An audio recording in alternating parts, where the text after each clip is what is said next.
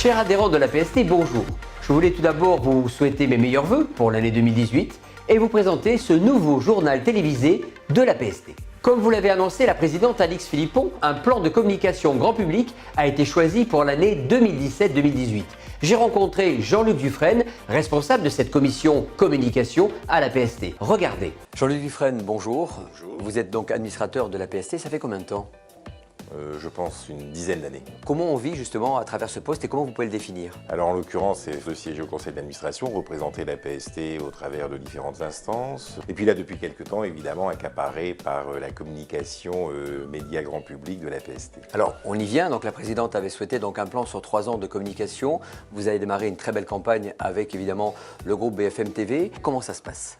Alors ça se passe plutôt bien. En fait, la volonté du dispositif Ensemble vers 2020 qu'avait voulu Alix Philippon, c'était effectivement de faire en sorte de mieux parler auprès du grand public, des consommateurs en règle générale, potentiellement des clients d'agences de voyage par ailleurs de la PST. Alors un sujet pas simple, parce que comment expliquer au plus grand nombre ce qu'est une garantie financière d'agence de voyage. Donc on s'y est employé, je pense qu'avec un certain succès, à la fois sur la radio et sur la télévision, et puis bien entendu tout le dispositif qui s'est enclenché derrière ça sur les réseaux sociaux et au travers de nos forums que nous faisons dans différentes villes de France. Je sais que vous êtes aussi très attaché à la NAV, les nouveaux acteurs du tourisme. Vous allez les impliquer pour cette politique du digital ? Alors là, il est évident qu'on a fait une première phase plutôt réussie et on ne va pas s'arrêter en si beau chemin. On a de grandes ambitions pour continuer de communiquer sur 2018-2019. Il est évident que les NAV rentreront dans notre stratégie pour voir dans quelle mesure nous pouvons échanger avec eux et voir comment nous pouvons mieux évoluer aussi sur ce sujet particulièrement. Allez, pour clôturer ce chapitre, regardez le petit spot TV que vous allez retrouver encore sur tous les écrans en 2018 et qui, je suis sûr, vous plaira. Le ciel est toujours clair avec la coccinelle de la PST, la garantie financière de vos vacances. Le rôle de délégué régional de la PST est avant tout un rôle de terrain, une expertise de qualité. Ils sont donc les meilleurs ambassadeurs de la PST. Et nous avons été à la rencontre du délégué régional de Strasbourg, Gilles Köster. Regardez cet entretien. Gilles Köster, bonjour. Bonjour. Vous êtes le délégué régional de la PST, Alsace et Lorraine. Oui, c'est ça. Comment voyez-vous le rôle de délégué régional ?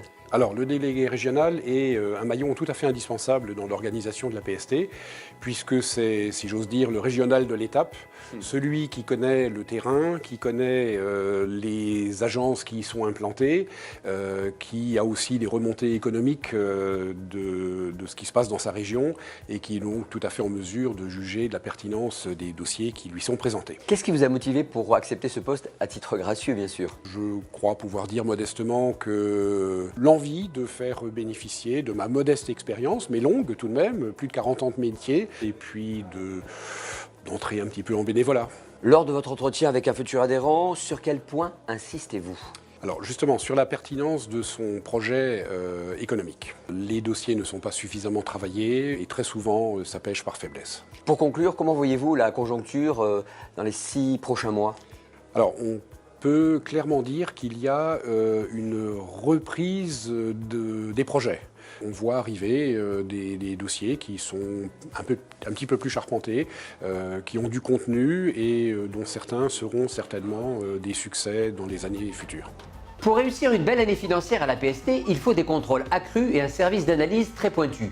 Juliette Kerr fait partie de cette jeune génération. Nous l'avons rencontrée au siège de l'avenue Carnot. Regardez.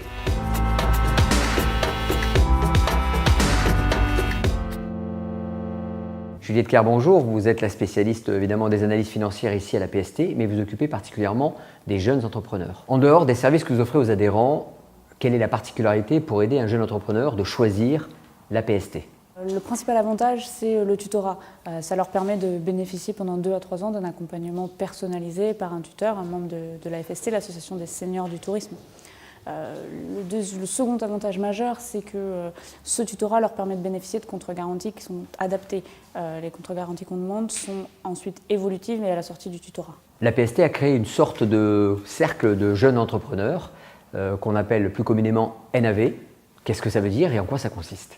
Alors les NAV, c'est les nouveaux acteurs du voyage. C'est un cercle, une communauté de jeunes entrepreneurs de la PST qui se réunissent plusieurs fois par an autour d'afterwork et de différents événements sur des thèmes, des problématiques qui ont été choisis par et pour eux.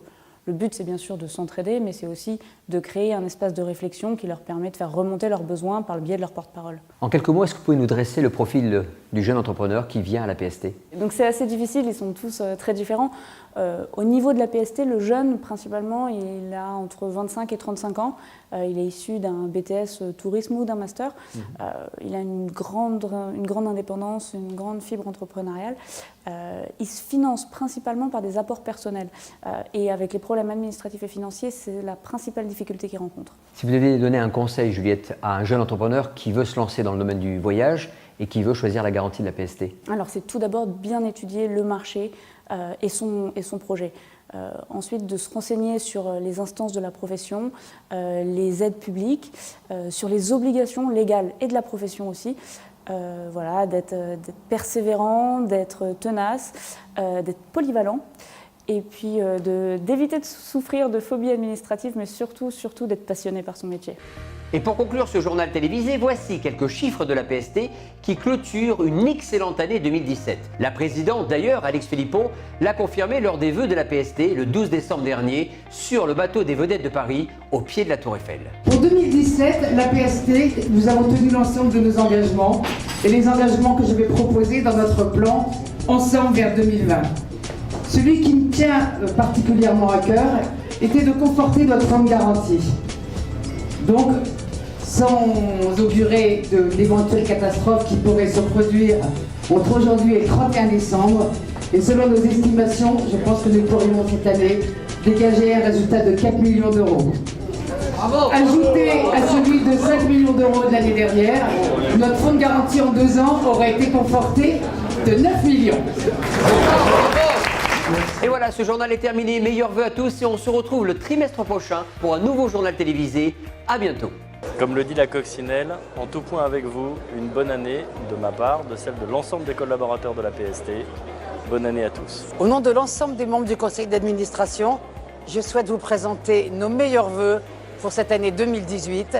Sachez que nous mettrons tout en œuvre pour vous accompagner tout au long de cette année. Bonne année 2018.